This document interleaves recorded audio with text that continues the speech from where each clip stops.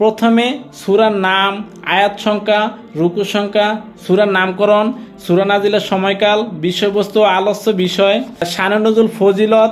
শায়েখ এত সহজ করে দিয়েছেন যে একই বিষয়ের উপরে যতগুলো আয়াত রয়েছে সে আয়াতগুলোকে একত্রে নিয়ে এসেছেন, যার ফলে আপনার বুঝতে খুবই সুবিধা হবে।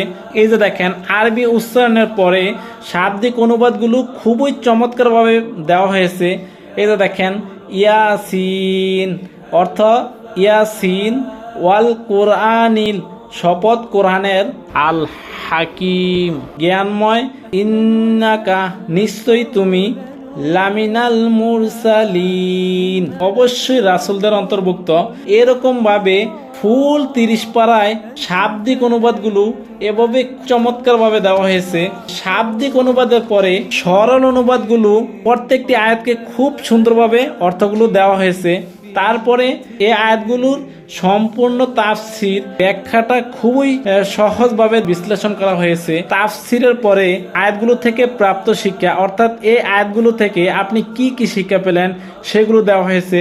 আপনি যদি শাব্দিক অনুবাদ সহ কোরআনের ফুল 30 পারা তাফসির গ্রন্থ পেতে চান, তাহলে এই তাফসিরে হেদায়েতুল কোরআন 1 থেকে 16 খণ্ড আপনার জন্য। সম্মানিত পাঠক, ইতিপূর্বে আপনারা অনেকেই দেখেছেন যে বিষয়ভিত্তিক তাফসিরুল কোরআন বিল কোরআনটি বাংলাদেশে ব্যাপক জনপ্রিয় হয়েছিল। ওই লেখকের লেখা শেখ আব্দুর রহমান বিন মোবারক আলী এই তাফসিরে হেদায়েতুল কোরআনটি 10 বছর গবেষণা করে মহাগ্রন্থ আল কোরআনের 114টি সূরাকে 16টি খণ্ডে বিভক্ত করে খুবই চমৎকারভাবে সংকলন করেছেন। এই তাফসির গ্রন্থগুলো বাংলাদেশের প্রত্যেকটি ঘরে ঘরে রাখা অবশ্যই দরকার। সম্মানিত পাঠক, আমাদের এই তাফসির গ্রন্থ অর্ডার করতে অর্ডার নাও বাটনে ক্লিক করুন অথবা স্ক্রিনে দেওয়া নাম্বারে যোগাযোগ করুন।